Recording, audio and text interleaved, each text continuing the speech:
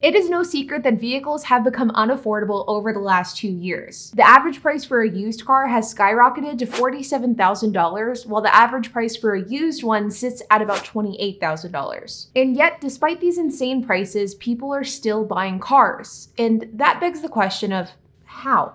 And the answer is they're financing it. The used car bubble is beginning to burst, and with this burst, there's going to be some major ramifications that come along with it. So in this video, I'm going to be breaking down what's currently going on with loan delinquencies, repossessions, and how this trickles down into the used and new car market as a whole. So let's get started. The topic of the car market bubble popping has been a hotly discussed topic this last week. In fact, I've seen 5 or 6 different videos pop up on my YouTube feed from creators that don't even really traditionally talk about cars. And because of that, and because this is a topic that so many creators are talking about, what I want to discuss today isn't just repossessions and delinquencies, but instead I want to talk about this specifically in the context of used cash cars, because that's a lens I haven't really seen discussed in a ton of detail. But before we begin, I do want to address my own qualifications and my own background for addressing these topics in these videos. Because lately on a handful of my videos, especially the ones talking about the used and new car market, I've been seeing an influx of comments talking about how I'm not qualified or knowledgeable enough to be addressing these topics in a video.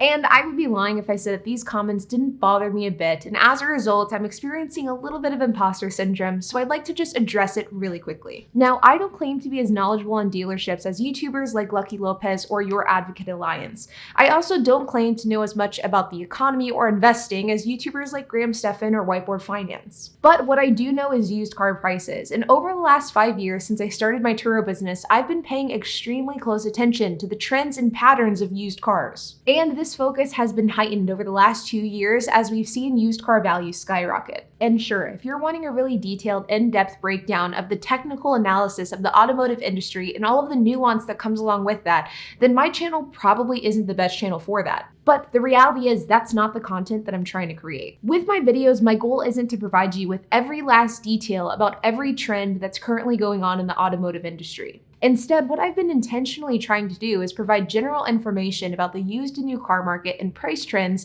That way you can take the information from my videos and applicably apply it to your life for your benefit. And sure, I don't have a dealer's license, I haven't been in the automotive industry for decades, and a lot of what I've learned has been self-taught. But what I have done is over the last 5 years, I've purchased over 30 cars, most of which were purchased in the last 2 years, and all of those vehicles have been purchased below market value. I didn't grow up around cars, I've never worked in a dealership, and because of that, I know firsthand how daunting and how intimidating the automotive industry can be. And I know how hard it can be to navigate for people that don't buy cars often, which is the vast majority of car buyers. At the end of the day, I'm not making this content and these videos for the person that's been in the automotive industry for decades.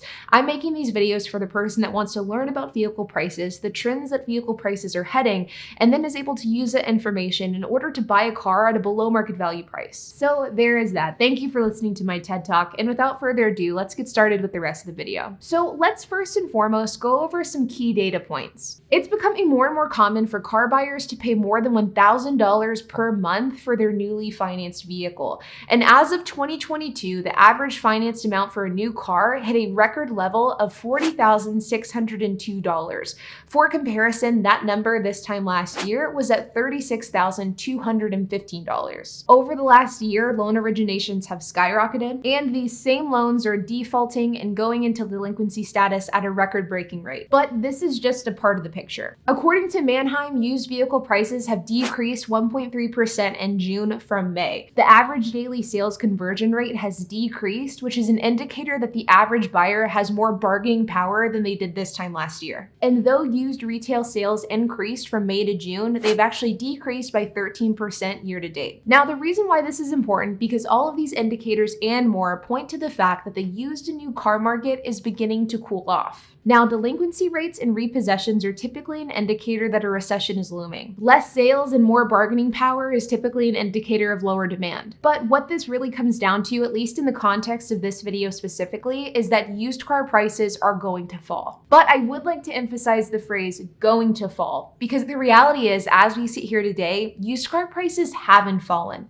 at least yet. As mentioned a moment ago, according to Manheim, used car prices did fall from May to June, but when it comes to seasonally adjusted prices, we actually saw an increase year over year. And you can see this Manheim data here. According to the Manheim Used Car Value Index, all vehicle categories, with the exception of pickup trucks, all increased year over year. And if we look at Car Guru's Used Car Value Index, which is an index that we've been looking at consistently over the last year, you can see that data is pretty similar. However, what looks extremely promising is whenever you look at this data based off of vehicle makes rather than vehicle category. And you can see here that for the first time in over a year, nearly half of all the different vehicle makes have actually depreciated in the last 30 and 60 days. This is definitely the biggest and most positive change that I have seen since I've started tracking this data over a year ago. A huge portion of the cars are depreciating, and the cars that are appreciating aren't appreciating more than like 1% or so, which is a drastic change compared to 6 months ago,